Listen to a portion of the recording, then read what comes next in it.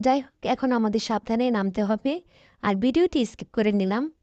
এই তো আমরা পাহাড় থেকে বেরিয়ে পড়েছি। এখন আমাদের অনেক অস্থিরতা কাজ করছে। এখন আমরা দেখি কোথাও গিয়ে বসে ডাব খাওয়া যায় কিনা। আমার মেয়ে তো ঝালমুড়ি খাবে আর আমি ডাব খাবো। আর এই রাস্তার পাশে প্রচুর পরিমাণ ডাব বিক্রি করে। আর ডাবের দাম এখানে এতটাই বেশি, ১৫০ টাকা করে একটা ডাব, ১৪০ টাকা, ১২০ টাকা, ১৫০ টাকা, যে যেমন পারে যার কাছ থেকে নেয়। এখন আমার মেয়ে ঝালমুড়ি খাবে, তাই ঝালমুড়ি কিনে দিচ্ছি। আর এখানকার ঝালমুড়িগুলো অনেক টেস্টি করে বানায়। এই লোকটা প্রচুর পরিমাণ ঝালমুড়ি সেল করে।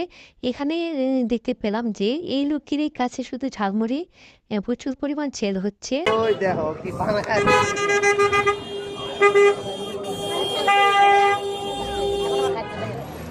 ঝালমুড়ি আর ডাব খেয়ে আমরা সি বিচের দিকে চলে আসলাম। ইনানি বিচ এটা।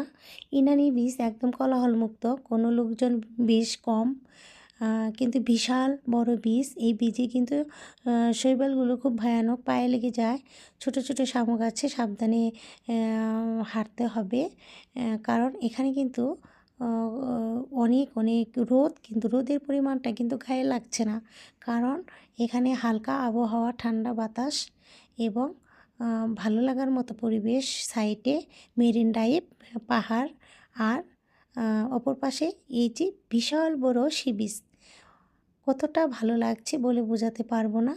আপনাদের কাছে যতটুকু সম্ভব শেয়ার করলাম। আমার ভিডিওটি যদি আপনাদের কাছে ভালো লেগে থাকে, অবশ্যই লাইক কমেন্ট করে আমার ভিডিওটির পাশে থাকবেন। পানি দেখো দেখো। এখানে সারাদিন পর থেকে গেলাম, কারণ বিকেলে সূর্য ডুবাটা আমরা দেখে যাব। ইনানি বিচে আসলে অবশ্যই সূর্য ডুবাটা দেখবেন, এটা মিস করবেন না। আর এত সুন্দরভাবে সূর্যটা ডুবে, যেন এখান থেকে পিকচারগুলো তুলতে অনেক ভালো লাগে। আমি তো সূর্য ডুবার সাথে সাথে অনেকগুলো পিকচার তুলে নিচ্ছি। এই তো কত লোকজন বিকেল টাইমে চলে আসে, বেশিরভাগ সময় এখানে লোকজনেরা সূর্য ডুবাই দেখতে আসে। এখন সূর্য ডুবা দেখে তারপরে আমরা রওনা হয়ে যাব।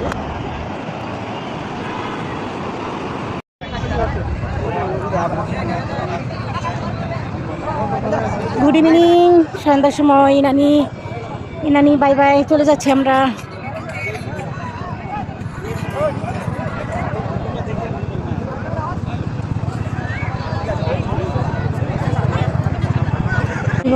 সকল মানুষ চলে যাচ্ছে। এখন সূর্য ডুবাটাই সৌন্দর্য, সেটাই দেখা শেষ।